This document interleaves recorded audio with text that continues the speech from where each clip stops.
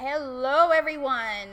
Good evening. Is it evening? Yes, it is. Starting to, the sun's not out anymore. Anyway, welcome to the birthday episode of the Coaches of the Common. You're wondering why it's a birthday, right? Because we've got the birthday girl. Yay! Happy birthday! Thank you. Happy birthday, Debra. Thank you very much. Cool. Awesome. So this is a very special episode, right? We are talking about pricing tonight, Yep. right? I wonder why you picked that topic on your birthday. Is there a reason, Debra? Because I'm hoping for really expensive gifts. Yes. Okay, hint, expensive gifts. Okay, well, let's just start right away. Pricing. Common issues or challenges that entrepreneurs usually have when they're starting to think about pricing. Yeah. I think if we're talking about startups, it's often that they look at undervaluing their services.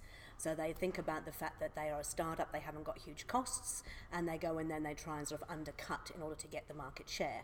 And they're not looking at the value they're offering, they're also not looking at what's going to happen in the future as their business actually grows. Yeah. But also within established businesses, introducing a new product or a new service, it's really tough to know, what should I actually price it at?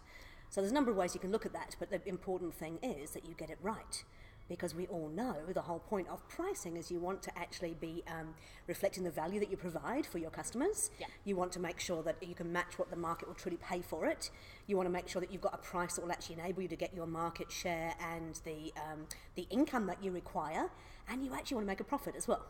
So you've got to get those things right, and it's got to support your brand. What is your brand actually representing, and how does pricing support that? Yeah. So you've got to think about those things before you even start, and if you get those right and you get the pricing right, you can create a very profitable business. If you don't, I see many businesses that actually end up underpricing, undervaluing, and don't survive the long haul.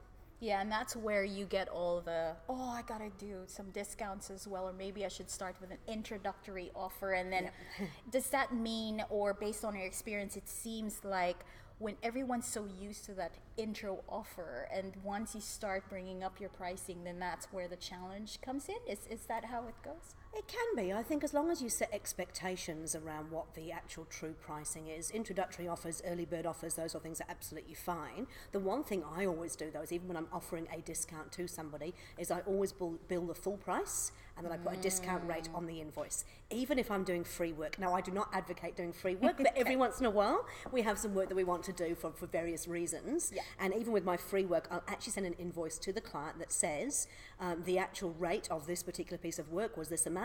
I've given you a 100% discount, and you get an invoice that has no payment due on it. That's actually a good idea. I'm taking down notes now. Excellent. See, there you go. Yeah. Okay, well, let's step back a little bit. Are there pricing models out there that maybe fellow entrepreneurs out there would like to, scribble on their notebook and stuff? Is there some that you could give us? There's plenty. I think the first thing we need to think about is that it's all about value, right? If you think about pricing, it actually isn't about it's not the features and the benefits, it's actually about the value the customer sees in it. So there's probably about 8 or 9 different pricing models you can actually use, and often it's a combination of all of those. But the first thing is to think about, what is the real value that you are offering to your client, and what are they prepared to pay for it?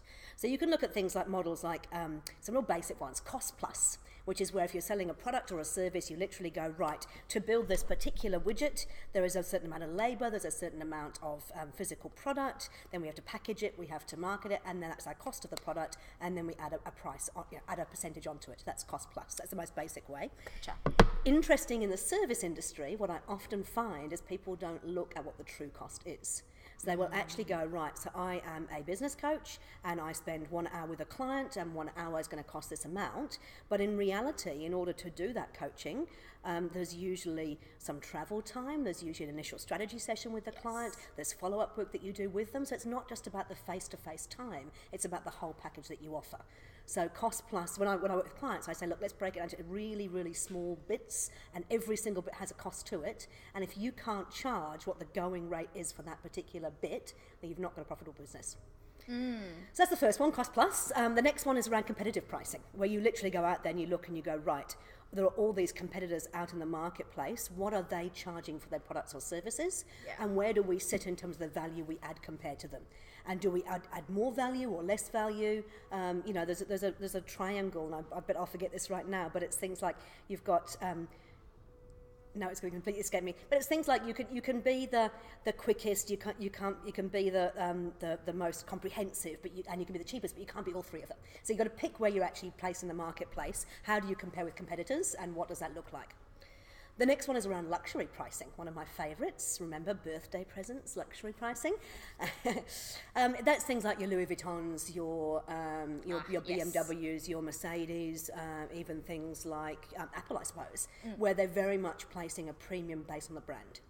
So people buy into the brand and they're buying it at a luxury price. The reality is that a BMW or a Mercedes or a Louis Vuitton handbag, they don't actually really change that much in terms of the features and benefits they actually offer. It is more about the brand that you're actually buying into. Yeah. So that's a definite strategy you can actually undertake if you want to go after that premium market. Then you've got rate-based. Now this is a typical service-based kind of model where you go, right, I am going to charge a certain rate for every hour that I do. And you'll find designers, project people will say, my hourly rate is $120 per hour, and they keep timesheet. Accountants and lawyers do this. They keep timesheets and they go, right, I'm going to charge for every single block of 6 minutes that I do with a client, and I'll charge them that hourly rate. Yeah. And there's some pros and cons to that, because at the end of the day, yes, you do get paid for every single hour, but I don't know how you feel about the last time you got your lawyer's bill, when they've actually charged you for picking up the phone and having a simple conversation with you. Oh, yes, I can relate. Okay, carry on. Yep.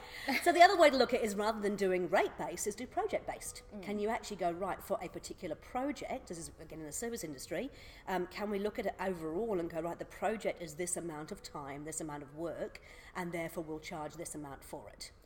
And that seems to be reasonably fair. You know, the client knows what they're up for, you know what you're going to get for the project, we've got some value around it, but you've really got to know what is involved behind the scenes.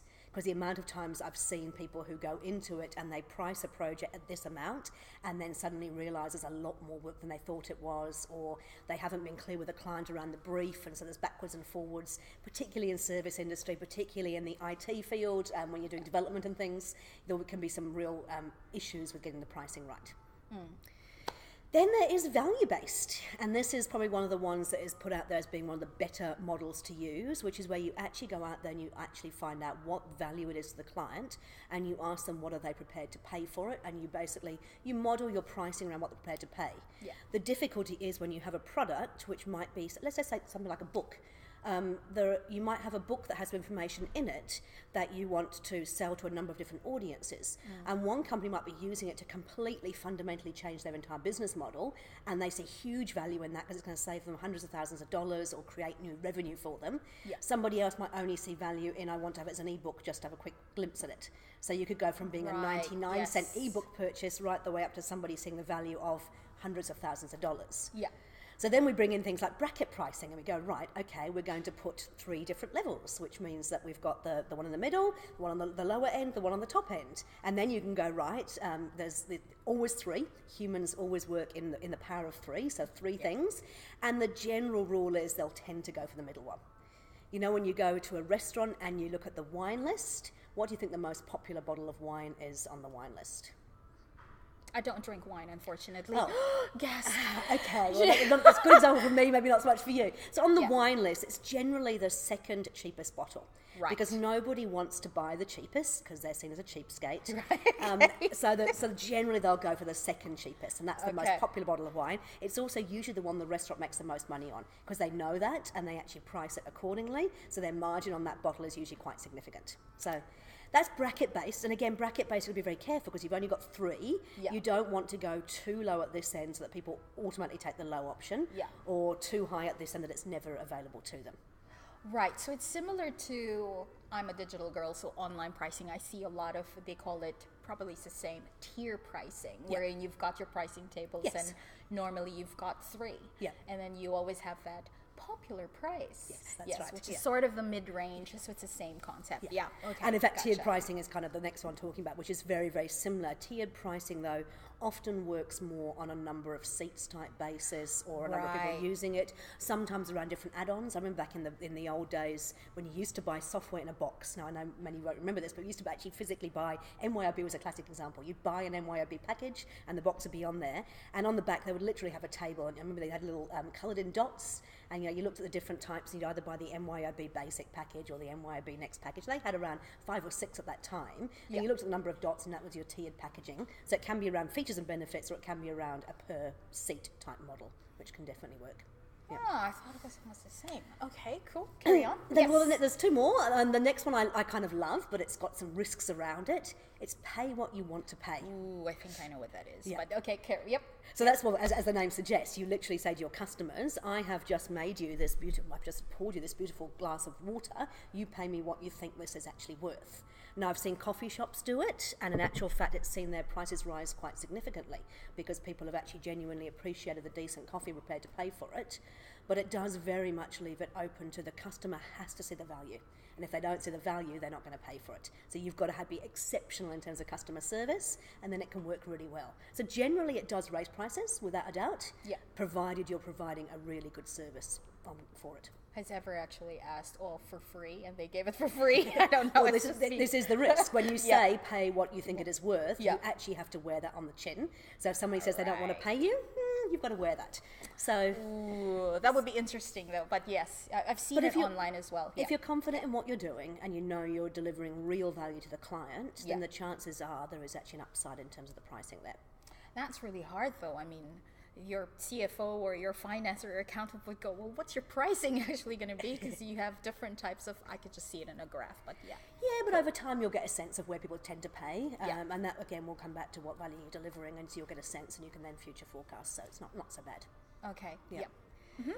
And then the last one I've already kind of talked a little bit about, but that is around that bracketing, which is literally kind of going, you've got a top price and a low price, and there's a modification around that as well. So you can go sort of, the low, medium, and the high, but then you can also have the custom built stuff as well. Yeah. So what you can say is, this is the 3 levels we've got here, but then you can also add on if you need additional work. So for example, within CRM, you can buy the basic Salesforce package, or you can buy the professional Salesforce package, or you can actually have it fully customized for what you're doing in your organization. So it's like, I see this in softwares.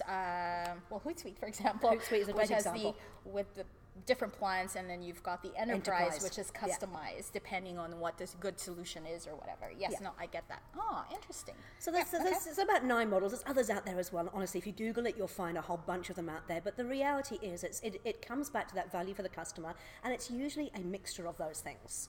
So it's not necessarily going, right, it's only going to be this. But the 3 things I would think about when you're doing it is definitely look at, say, what is the value that the customer places on it? And the way to do that is to actually ask the question. So, ask your customers, ask your target audience, what value do you see in this? What are you prepared to pay? So sanity check that with your customer. The other thing is to kind of break it down into those chunks I talked about and say, hey, look, what is the actual cost of delivering this product or service? Yeah. And can we actually make money from it? And it's amazing because people forget the little things. So in a product, for example, and if we're just saying, looking at this phone and this phone, phone protector, you might forget that there is actually quite an important component inside here that is actually part of it. It doesn't get built into the cost, but it could be quite an expensive part of the cost. So that little bits like that often get forgotten in product. And then the labour component, people forget. Yes. They go, but I'm doing it myself, so it doesn't matter, there is no labour. Yeah. And you go, well, no, because you have to be able to make this product without you being involved. So what would it cost to have somebody actually coming in and pay them the market rate to do that? Yeah. And also, you can't charge, if your hourly rate is $450 an hour and I'm putting together phone cases, I can't charge $450 an hour. Of course, yeah. So what is it? It's market Yep. value, Yep. Yeah. Yep. Okay. We'll pause for a bit. Yes, That's gosh, I a can lot. talk all night. I will take down notes. Actually, it's all in my head, but I'll put them in there. Do we have any questions from the audience? Anyone? Okay, we've got a few. Yes, go ahead. Do you have any advice how to upsell your already existing customers to go premium? So, say you have a product or service, Yep. and they're not quite sure about it, so they sign up for a basic rate. They're cautious customers. Yes, yeah. So, and you're trying to persuade them to go premium. How do you do that? So again, I'm going to come back to that value thing. So what I would look at is what is the additional value that the premium is going to offer for them. And I like to use case studies, particularly in a service type industry. We can actually say, hey, look, the thing that you're doing at the moment, we can show that it's working. Here's the results we've got that's definitely working for you. But customer B, who has actually been working with the premium one, we've done this extra stuff for them. They've actually seen an uplift in sales by this much more, or they've experienced a saving, a cost saving of this amount, or showing them what the next level will actually do for them and what the value value is in it for them. Right. Yeah. Thank you. Awesome. Thanks, Tim. Do we have another question? Yeah, Yes. So, like the warehouse group, they're like a big conglomerate. Yes. So they have different pricing techniques on their web page, on their online shopping portal. They show different pricing for different products. Yep. But when we go to the store, there'll be a different price again for that product. Is there a reason why they do that? Yes. Yep, I've seen those. It's a very good question. I'm assuming, and I must admit I've not worked with the warehouse, but I'm assuming they've got a lot of customer research around what customers are prepared to pay, and they look at those channels all quite differently. And again, that has pros and cons because, if a person is shopping around, they can actually look at all the different channels and see what's going on. But what you'll probably find is that there are certain people who only ever shop in store, there are certain people who only ever shop online, and they know from their research and from looking at pricing what is going to be the best thing. To be fair, their model, the warehouse, is about everyone getting a bargain and about the best possible price. So they're operating a cost model, best price model, as opposed to a value model in terms of, at the end of the day, they're selling things that you can buy from anywhere else, and it is based on cost rather than actual value.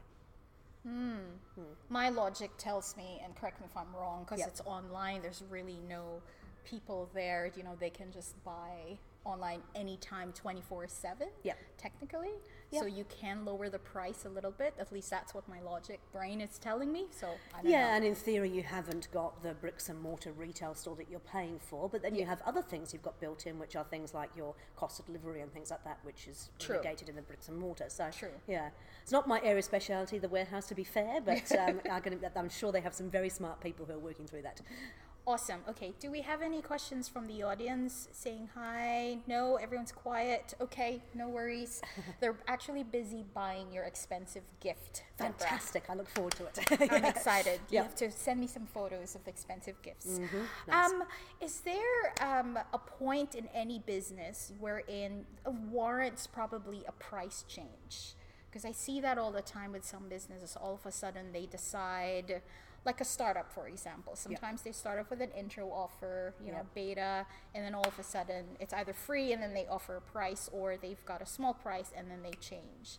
Based on your experience, are there any situations that would be probably, I don't know, good to go, yep, we should change our prices? Again, taking it back to value, when the value you are offering has actually changed. So in a beta, given the example of a beta model, the beta model is all about trying to iron out creases and make sure that you've got things working as they should. So you often offer it at a discounted rate because there might be some bugs, there might be some stuff that's not quite working properly, and you're also looking for what the customer truly wants. Yeah. So you're building the next version based on what the customer feedback is. So once you have version 2.0, that might have a whole lot more value because you've learned from what the customer wanted and you're delivering it. Then you can look at changing the pricing.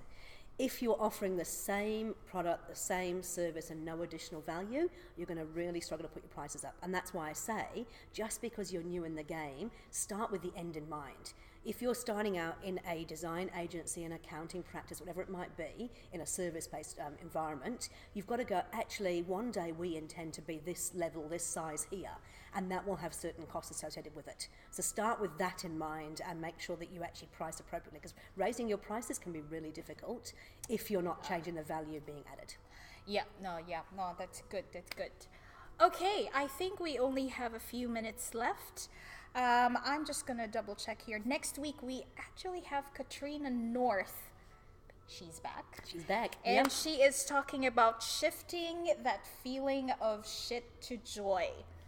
Whatever that means, but I think I kind of know. I think when you go through stresses, as business owners, entrepreneurs, and then just changing we and all have shifting it, to right? joy. We have days when we feel like shit, and Yeah. it's like everything Yeah. feels like it's coming on top of us, and nothing seems to be. It's overwhelming. Things aren't going as they are, and if you can change that energy from the feeling of being shit to the feeling of joy, you can imagine what that does to the environment you're working within. So that's what Katrina's going to talk about. I'm excited about that. I've personally, I should say, she has kind of shifted that feeling when I'm here sometimes very stressed, and she just actually did that for me. So you'd have to watch next week to do that. All right, anything else that you want audience to take away all about pricing before we have our wine or your wine? Because it is Debra's birthday today. Yeah. No, that is the only one thing I would say. You know, at the end of the day, whether you're selling a product or a service, it's all about the customer. And so the value that the customer places on what you're offering is the most important thing. And what I often see is people don't go and talk to customers. So make sure you know who your target audience is, make sure you know what they're looking for in terms of value, and just talk to them and find out from them what they think and feel, as opposed to going, I think we'll price it at that. Yeah. Or going down that, it's a cost plus model. Make sure that you've got the value that they really see and you're pricing according to the value that they see. Awesome, as always, Debra. Thank you. Always an honor and pleasure to interview Debra here, who is the founder of The Common. Please drop by anytime, by the way. Monday to Friday, not 24/7 open. You're not open 24/7. Monday to Friday, 9:30 to 5:30. Yes. Yes, at the Common, which is and often afterwards for wine. Definitely, yeah, definitely. Oh, before we end, by the way, do we have an upcoming event? When's the next Nibbles and Networking, by the way? Next Nibbles and Networking, I think, is on the 20th of the month. But the best thing you can do is actually hop onto the website. Under the events tab, you'll see all of the events coming up. We've got a couple of health and wellness things coming up. We've got the Nibbles and Networking. We've got an inspirational speaker coming up. So if you just hop online, you'll find all of that under the events tab. Awesome. Okay. Thank you everyone again for listening, and we'll see you next week for the next episode of the Coaches of the Common. Jam here, and birthday girl Debra signing off. Thank you. Bye. Happy birthday. We should have music.